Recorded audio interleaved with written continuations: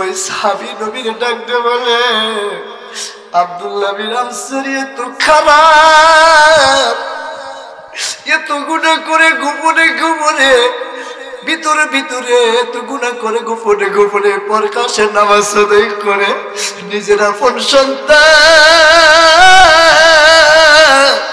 যতই অন্যায় করো, এই ছোট বাচ্চার যে ব্যক্তি হাতের মধ্যে রশি দিয়া গাছের সাথে বাইধা রাখতে পারে, এইটা কোনোদিন ভালো মানুষ হতে পারে না। ও নবী গো, এই মানুষ কোনোদিন আপনার সাহাবী হতে পারে না। নবী যাইতে কয়, তোমরা মন্তব্য করিও না। আমি দয়ার নবীজি আব্দুল্লাহ বিন আনসারীর কাছে আমারও যাবো, জোরে বলেন সুবহানাল্লাহ। দয়ার নবীজি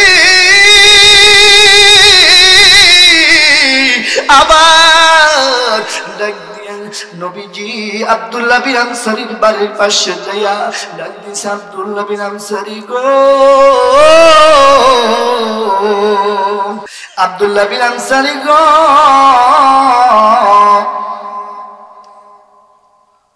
তোমার দুইটা সন্তান গাছের সাথে বাঁধা, দুইটা ছেলে সন্তান গাছের সাথে বাঁধা, কি অপরাধ করছে তোমার সন্তান? আমি নবী জানতে চাই, আমি জানতে চাই। আব্দুল্লাহ বিন আনসারী চোখের পানি লইয়া ডাক দিয়ে কয়, দয়ার নবীজি, আমি আজকে 7 দিন ধরে খানা খাই না, আমার সন্তানের মুখেও খানা মিলাইতে পারি না, আমার স্ত্রী অনাহার, কিন্তু আমার সন্তান দুইটা বাবুর সন্তান। আমার পাশের বাড়ি, আমার গাছ বাড়ির পাশে একটা খেজুরের বাগান, একটা খেজুরের গাছ ছিল, এই গাছটা ছিল ইহুদির, এই গাছ থেকে খেজুর পড়তো। আমার দুইটা সন্তান কুতার তরুণে টুকাইয়া টুকাইয়া কুতার তরুণায় দুইটা খেজুর খাইছিল।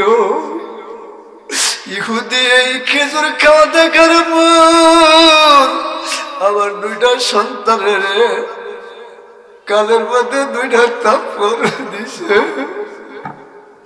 এই জন্য আর ডাক দিয়ে গালি দিছে। এই জন্য গালির কারণে আমি বুঝতে পারলাম মানুষের ফল খাওয়া তো হারাম, না কয়ে খাওয়া হারাম, তার মধ্যে ইহুদিরই মাল খাবে এটা হয় না। এই জন্য আমি সকালবেলা ঘুম থেকে ওঠার পর সারাদিন গাছের সাথে পায়দা রাখি, আর বিকালটাই রাত্রি যেই সময় হয়ে যায় আমি ছেলে দুইটা নিয়ে বিছনায় আদর সোয়াগ দিয়ে ঘুমাইয়া রাখি। দয়ার নবীজি একটা দৌড় মারছে মসজিদে নবীর দিকে, মসজিদে নবীর দিকে দৌড় দিছে, দৌড়ায় যাইয়া নবী মসজিদের আঙ্গিনায় যাইয়া হাউ মাউ করে কাঁদে আর বলে, ও হযরত আলী কোথায় আছো, হযরত উমর কোথায় আছো, আসো, হযরত ওসমান গনি কোথায়, আমার কাছে আসো, তাড়াতাড়ি আসো। দৌড়ে হযরত উমর দোয়ার নবীজির চোখের পানি দেই কি আর হুঁশ নাই, মুর্শিদ থেকে তরবারি নিয়ে বের হয়ে বলে, নবী গো, আপনাকে কে কষ্ট দিছে, কে গালি দিছে, এখন খালি বলবেন, বলতে দেরি তার গর্দান আমি কাইটা আলাদা করে দিব। তার নবীজি ডাক দেখ, ওসমান, ও হযরত আলী, তোমরা কোথায় আছো? হযরত ওমর যেই কথা বলল, আজকে তরবারি দিয়া আমার কান্না বন্ধ করতে পারবে না। হযরত উসমান গনির কাছে দয়ার নবীজি বিস্তারিত সবকিছু বলল। ও সাহাবীরা, ইহুদির একটা খেজুর গাছ যদি দুইটা সন্তান বেঁধে রাখছে, এই দুইটা সন্তানের বাদ যদি কেউ খসাইতে দিতে পারো, এই দুইটা ছেলের সন্তানের বাদ যদি খাইতে পারো, আমি আল্লাহ রাসূল বলে দিলাম আল্লাহর কাছে দোয়া করব, তার জন্য আল্লাহ জান্নাত দিয়া দিবে। জোরে বলেন সুবহানাল্লাহ। এই কথা শোনার সাথে সাথে হযরত উসমান গনি ডাকতে বলেন, দয়ার নবীজি আমাকে বিদায় দেন, বিদায় দেন, আমি যাব ইহুদির বাড়িতে যাব। জোরে বলেন মারহাবা। হযরত উসমান গনি এক পা দু পায়ে করে যাইতে যাইতে ওই ইহুদির বাড়ির পাশে যাইয়া ডাকতে কয়, ও ইহুদি বাড়িটা শুনি। হযরত উসমান গনির কণ্ঠে আওয়াজ পাইয়া এর সাথে সাথে ডাকদা বের হইয়া ওসমান গনির সাথে সাক্ষাৎ করে আর বলে, গো হযরত ওসমান গনি কি উদ্দেশ্যে আমার বাড়িতে আসছেন? কারণ হযরত ওসমান গনি এত ধনী, এত জমির মালিক, এত টাকার মালিক, এত ডলারের মালিক, তার সমান আর কেউ টাকা ছিল না। ওই সাহাবীর মধ্যে সবচেয়ে বেশি টাকাওয়ালা ছিল। এই কথা যেই সময় বললো, ওই যে ইহুদির কাছে বলতাম আব্দুল্লাহ বিন আনসারীর বাড়ির পাশে যে খেজুরের একটা গাছ আছে, ওই জায়গা সরকারে, ওই গাছ সরকারের কি বিক্রি করবা? আমি উসমান গনি কিনবো। জোরে বলেন সুবহানাল্লাহ। উসমান গনি ডাক দেখায়, সুযোগ যায়, সুযোগ যায়, মনের মতো দামটা আমি চাবো, যদি কিনে আলহামদুলিল্লাহ, যদি কিনে আমি বেচবো, আর যদি না কিনে আমি বেচবো না। ওই ইহুদি ডাক ডাক একটা খেজুর গাছ আমি দিতে পারি, আপনার যে একটা বাগান আছে আমার বাড়ির পাশে, 100 খেজুরের বাগান, ওই জায়গা সহকারে যদি আমারে দেন, আমি একটা খেজুরের বাগান জায়গা সহকারে দেব। লম্বা ঘটনা সংক্ষিপ্ত করে নিলেন আল্লাহর সাহাবী হযরত উসমান গনি ডাক দেখায়, আর কথা বাড়াবো না, বাড়াবো না, তুমি তাড়াতাড়ি তোমার ওই একটা খেজুরের বাগানের জমির দলিল দিয়া দাও, আমার 100 খেজুরের বাগানের জায়গার দলিল আমি দেয়া দেব। জোরে বলেন সুবহানাল্লাহ। আমার ভাইরা, আমার বন্ধুরা, সাথে সাথে ইহুদা রাজি হয়ে যায়, হযরত উসমান গনিও রাজি হয়ে যায়। 100 খেজুরের বাগান আল্লাহকে রাজি খুশি করার জন্য আব্দুল্লাহ বিন আনসারীর সন্তান দুইটাকে এরকম বাগানের জন্য যেই সময় রেওয়াজ বদল হয়ে গেল, 100 খেজুরের বাগান ইহুদির কাছে দেয়া দিল। একটা খেজুরের গাছের বাগানের দলিল যেই সময় হযরত উসমান গনির কাছে ওই ইহুদি দিয়া দিল, ওই দলিলটা যেই সময় দয়ার নবীর কাছে না দিল, আনার সাথে সাথে আল্লাহর কাছে বলি, আল্লাহ আমার সাহাবী আব্দুল্লাহ বিন আনসারী দুইটা সন্তান খাওয়া গাছের সাথে বাইন্ধা রাখছে, আল্লাহ গো এই দুইটা একটা গাছ আব্দুল্লাহ বিন আনসারী সন্তানের জন্য দান করে দিল। এই কথা বলার সাথে সাথে আল্লাহ ডাক দিয়ে কয়, নবী গো জানিয়ে দাও, তোমার সাহাবীরে জানিয়ে দাও, হযরত উসমান গনিকে জানিয়ে দাও, এই দানটা আমি তো কবুল করলাম, এত আমার মন মতো হয়ে গেছে, আমি আল্লাহ রাসূল তোমারে জানিয়ে দিলাম, হযরত উসমান গনি জানিয়ে দাও, দুনিয়াতে আমি সার্টিফিকেট দিয়ে দিলাম, জান্নাতের সার্টিফিকেট দিয়ে দিলাম। জোরে বলেন সুবহানাল্লাহ। এটা জিকির করি লা ইলাহা ইল্লাল্লাহ দয়ার নবী শুইছে সোনার মদিনা দয়ার নবী শুইছেন সোনার মদিনা মনে বড় আশা গছিল যাব আমি সোনার মদিনায় দয়ার আল্লাহ দয়া কইরা নিয় মাওলা সোনার মদিনায় দয়ার আল্লাহ দয়া কইরা নিয় মাওলা সোনার মদিনায় মক্কা ঘর তওয়াফ করার জন্য নবীজি রওজা পাক সোনার মদিনা যাওয়ার জন্য মন কাঁদে না, মন চায় না?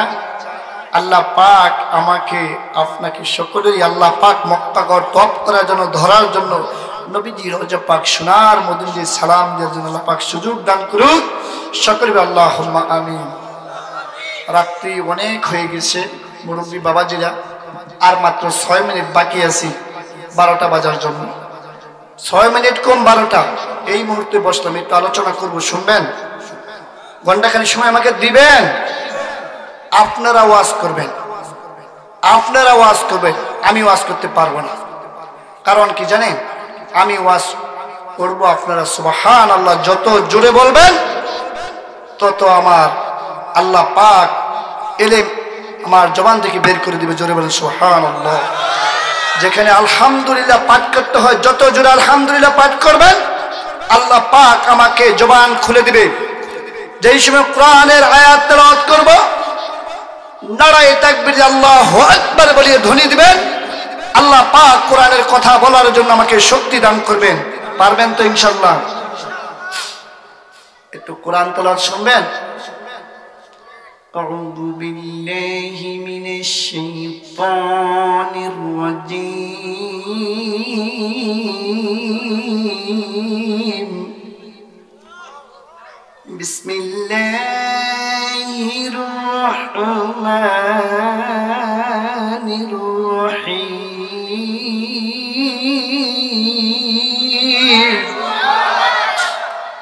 আর-রাহমান আল্লামাল কুরআন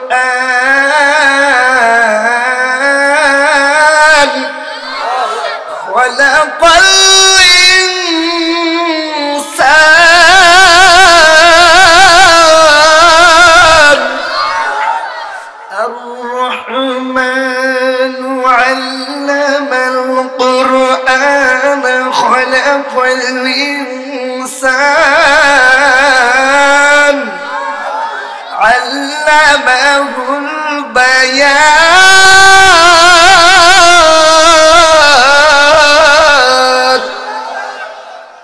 সাদাকাল্লাহুল আলিয়্যুল আযীম। কোরআন তেলাওয়াত ভালো লাগে না? আল্লাহু আকবার।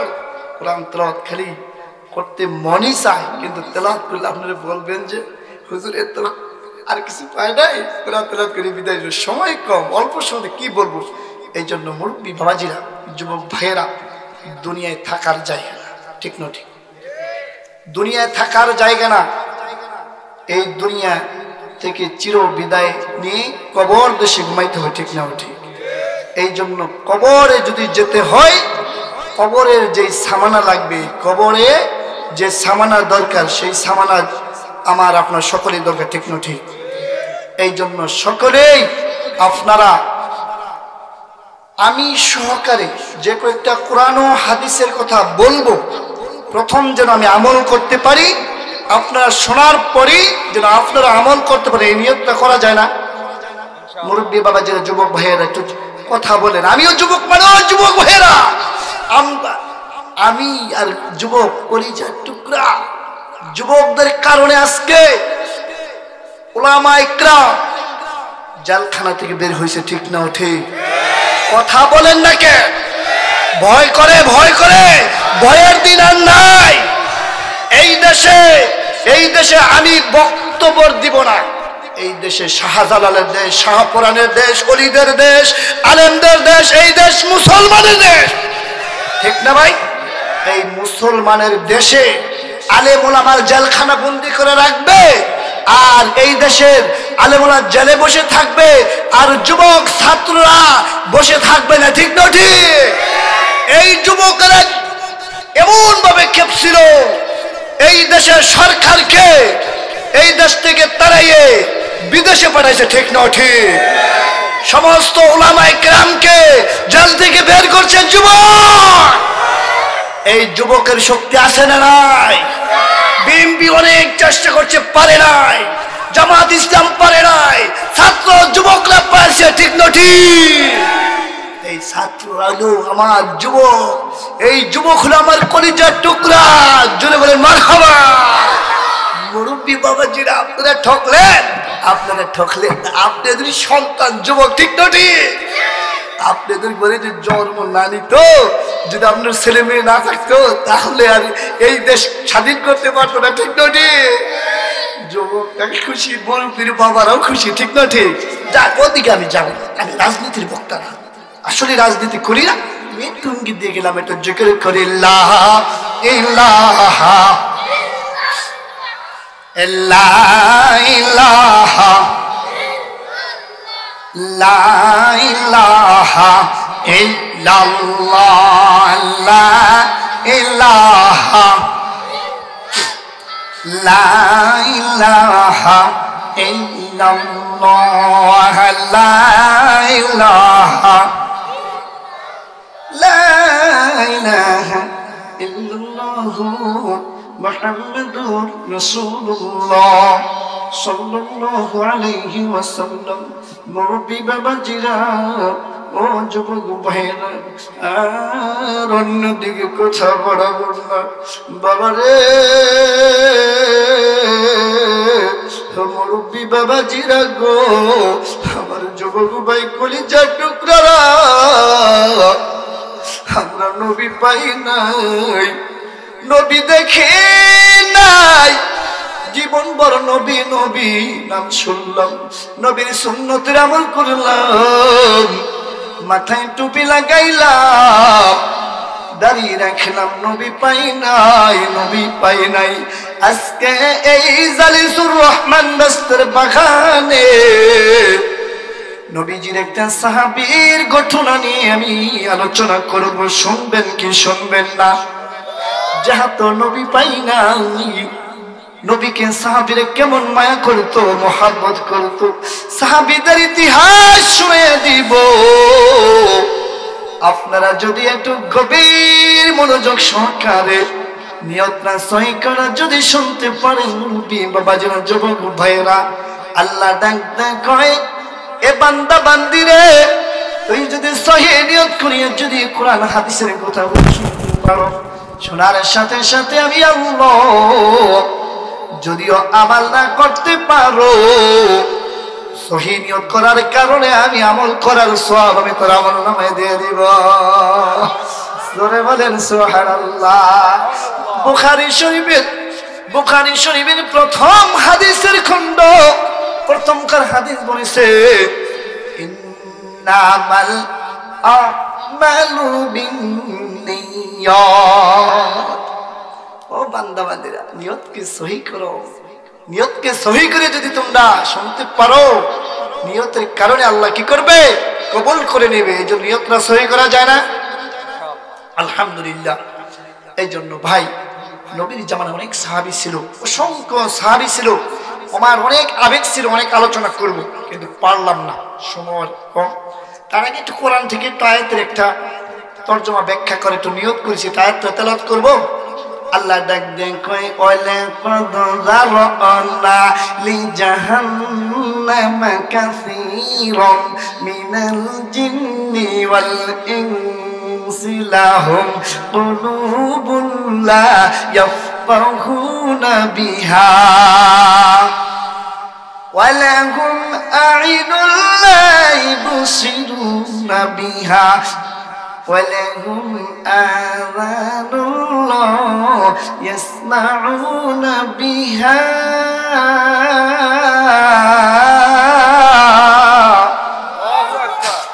উলাইকা কাল আনআমি বাল হুম আদল উলাইকা হুমুল গাফিলুন।